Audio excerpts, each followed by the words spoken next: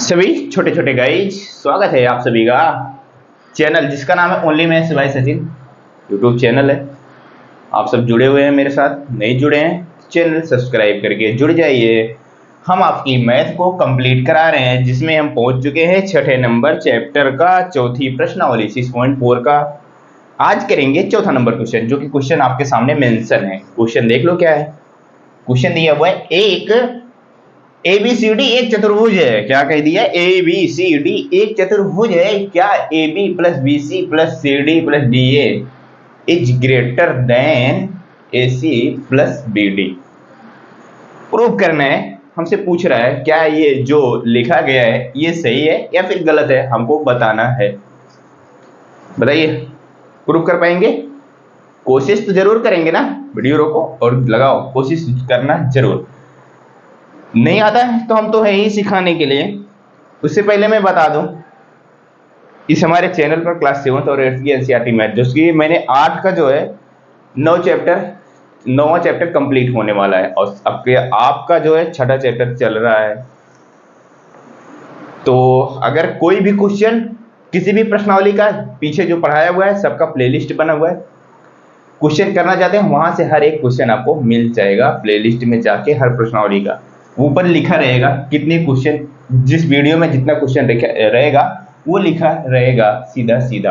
आप वहां से कोई भी क्वेश्चन कर सकते हैं। शुरू करें सॉल्व करना इसको। चलते हैं, समय ना बर्बाद करते हुए शुरू करते हैं। एक चतुर्भुज, सबसे पहली बात तो आती है चतुर्भुज। हम पढ़ रहे हैं, हमारा चैप्टर है त्रिभुज और उसके गुण। तो इसमें चतुर्भुज की कहां से बात आ गई? ठीक है, हम तो त्रिभुज पढ़ रहे हैं, लेकिन जो कॉन्सेप्ट रहेगा जिससे हमारा ये चीज प्रूफ होगा वो त्रिभुज के ही कॉन्सेप्ट से प्रूफ होगा। बशर्ते बना लेते हैं हम। क्या बना लेते हैं? एक सबसे पहले चतुर्भुज बनाते हैं। चतुर्भुज क्या होता है? जैसे हमारा त्रिभुज क्या होता था? 3 रेखा खंडों से बंद आकृति क्या कहलाती थी? त्रिभुज कहलाती थी। उसी तरह से ये क्या है? 4 रेखा खंड से बंद आकृति हमारी चतुर्भुज कहलाएगी। दैट्स इट, और कुछ भी नहीं है। बना दो एक रेखाखंड, 2 रेखाखंड हो गई मेरे भाई, और ये हो गई तीसरी रेखाखंड, और ये हो गई चौथी रेखाखंड। 4 रेखाखंडों से बंद आकृति जो है वही हमारा क्या कहलाता है? चतुर्भुज कहलाता है। आप इसका नामकरण कर दीजिए ABCD। कहा था ना ABCD एक चतुर्भुज है, लिख दिया मैंने। और एक बात ध्यान रखेंगे चतुर्भुज बनाते हुए, जैसे कहा ABCD, तो नाम जब कलर करने जाएंगे A यहाँ पे लिख दिया, B यहाँ पे नहीं लिखेंगे, ऐसा नहीं, सीरियल वाइज से लिखेंगे। या तो ABCD ऐसा भी लिख सकते हैं, या फिर ABCD एंटी क्लॉक दोनों तरफ से चलेंगे, बशर्ते आगे पीछे नहीं। ऐसा नहीं A यहाँ पे लिख दिया, B यहाँ पे लिख दिया, C यहाँ पे लिख दिया, D यहाँ पे लिख दिया, तो हमारा प्रूफ नहीं होगा, गलत हो जाएगा। इस वजह से क्या करिएगा, चाहे क्लॉकवाइज चाहे एंटी क्लॉकवाइज दोनों तरफ से आप लिख सकते हैं, बस, और कुछ भी नहीं है। तो अब देखो जरा सा, जो हमको प्रूफ करने के लिए कहा है AB ये इतनी दूरी, AB कहा है ना, तो ये वाला दूरी, BC ये, CD इतना हो गया, फिर उसके बाद DA ये, यानी कहने मतलब चारों तरफ की दूरियां, चारों तरफ की जो लेंथ होगी वही, ये देखो क्या दिया हुआ है AC, बोले यहां से यहां तक।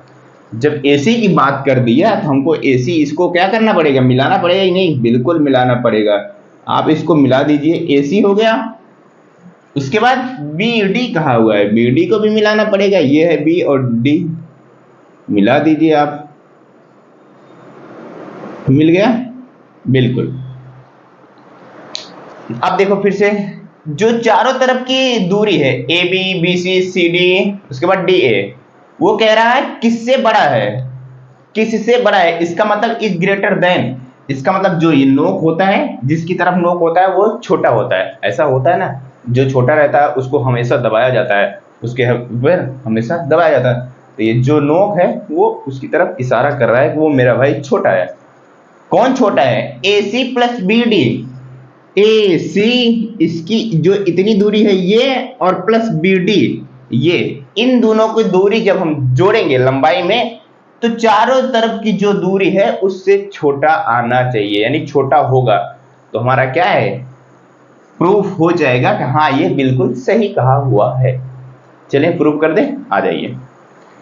अब बात कैसे कैसे प्रूफ हो गया, कैसे हम इस चीज को बताएं कि हाँ ये हमारा जो कह रहा है सही कह रहा है, कैसे, सोचने वाली बात है ना। आ जाओ, इसमें देखेंगे हम बात कर रहा है ए सी की। देखो ए और सी और बी और डी, इसको अगर आपको नहीं पता हो तो जान लो, इसको क्या कहते हैं, विकर्ण कहते हैं। चतुर्भुज की जो बीच की दूरी होती है यानी जो तिरछी रेखाएं होती है उनको क्या कहते हैं, विकर्ण कहते हैं। ये हमारा विकर्ण है।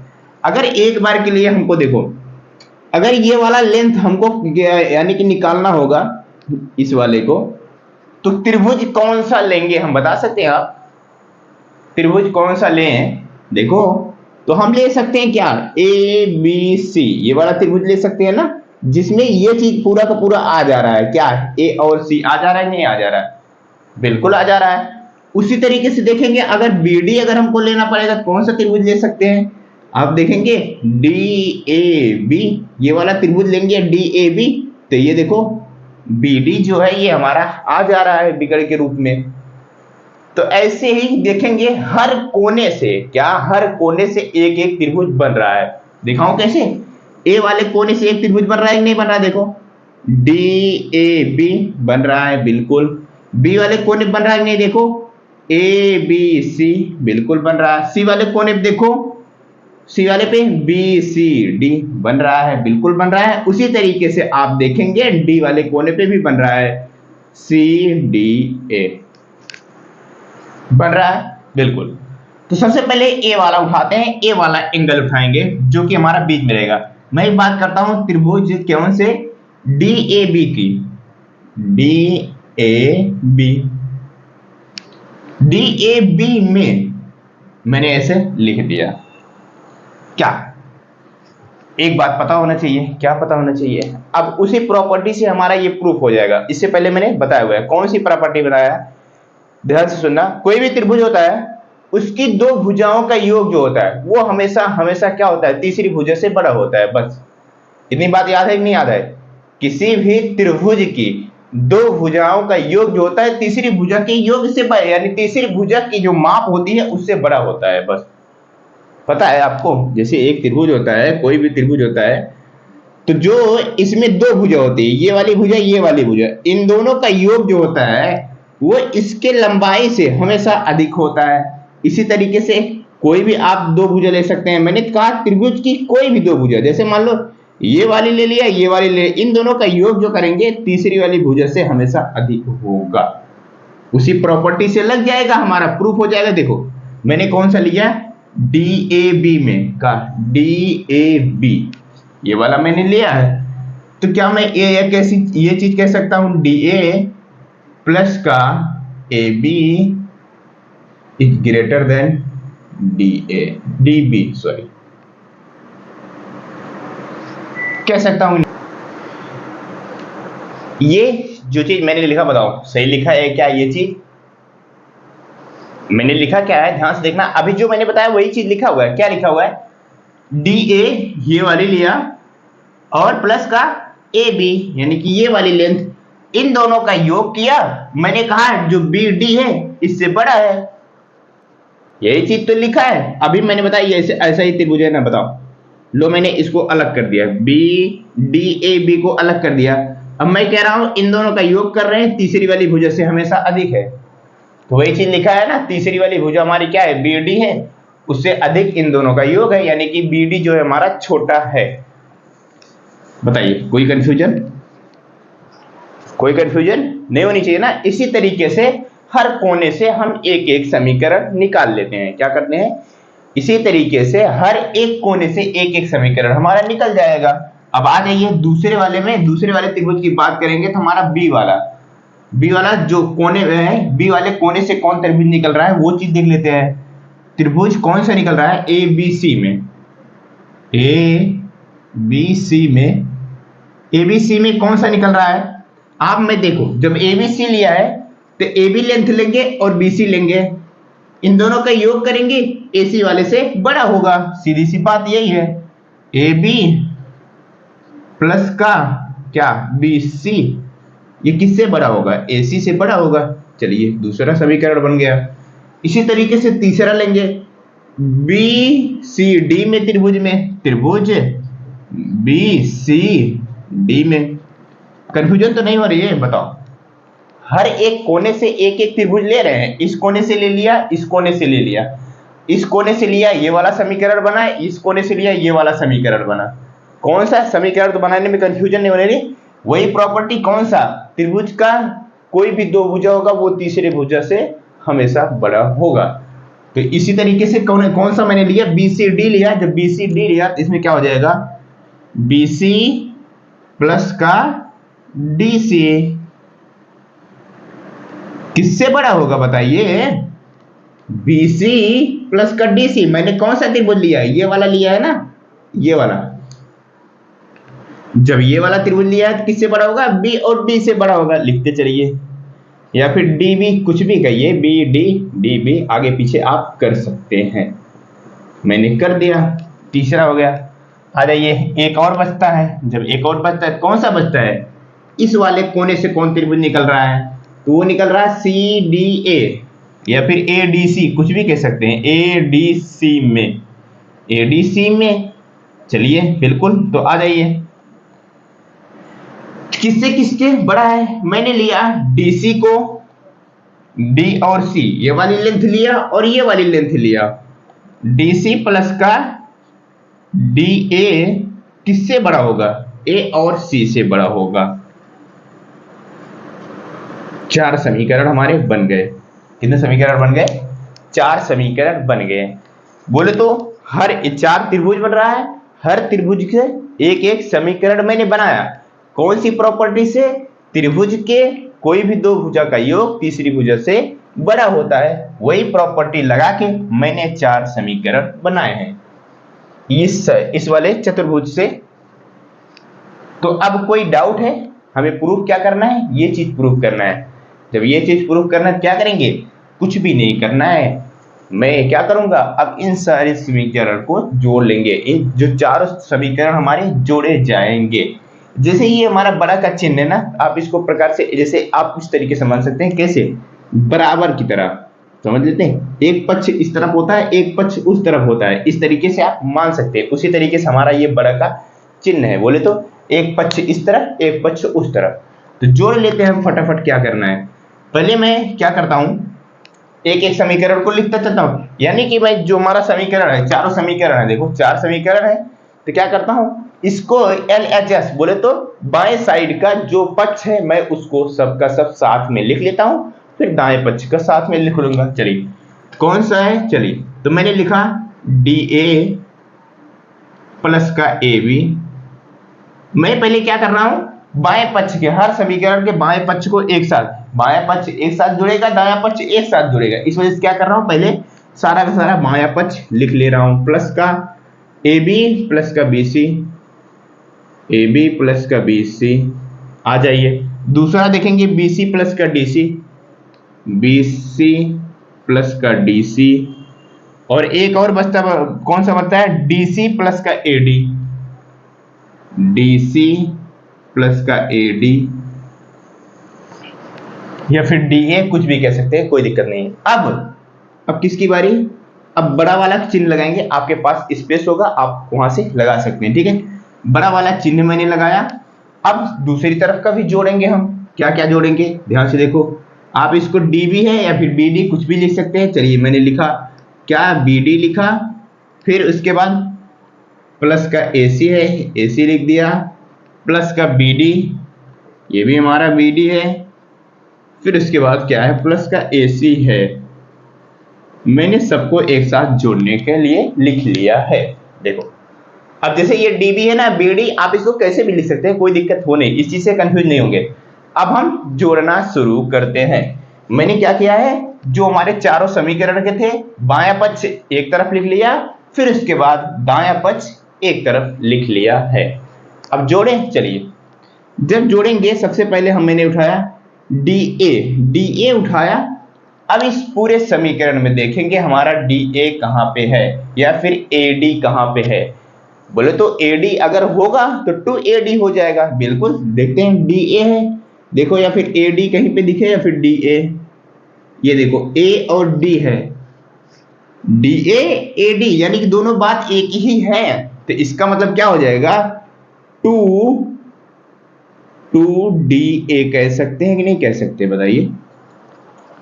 दो बार है ना, दो बार है तो टू ए डी, क्या टू डी ए या फिर ए डी, जो भी कहना हो। चलिए अब प्लस ए बी देखते हैं, ए बी और कहीं पे है, देखो ये एक ए बी, ये एक ए बी, क्या हो जाएगा, टू ए बी हो जाएगा, फिर प्लस का चिन्ह लगाएंगे।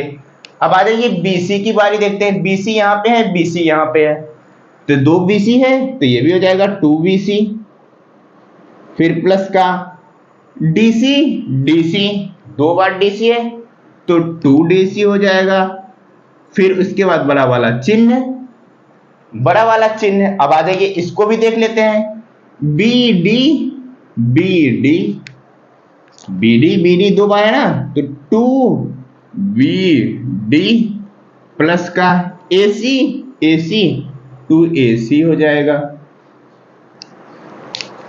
कोई डाउट नहीं होनी चाहिए, बिल्कुल भी आ जाइए।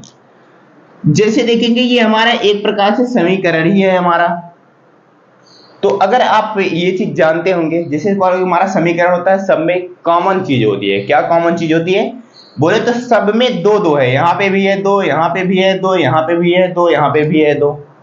तो इस दो को मैं क्या करता हूं, बाहर निकाल लेता हूं और इसको कर दूंगा कोष्टक में, तो डी ए प्लस का ए बी प्लस का बी सी प्लस का डी सी, फिर बड़ा वाला चिन्ह, इसको कोष्टक के बंद कर देंगे हम, क्योंकि मैंने दो बाहर निकाल लिया है। इसका मतलब दो का सब में सबके साथ था, दो का सबके साथ गुणा हुआ था, लेकिन मैंने क्या किया, बाहर निकाल लिया।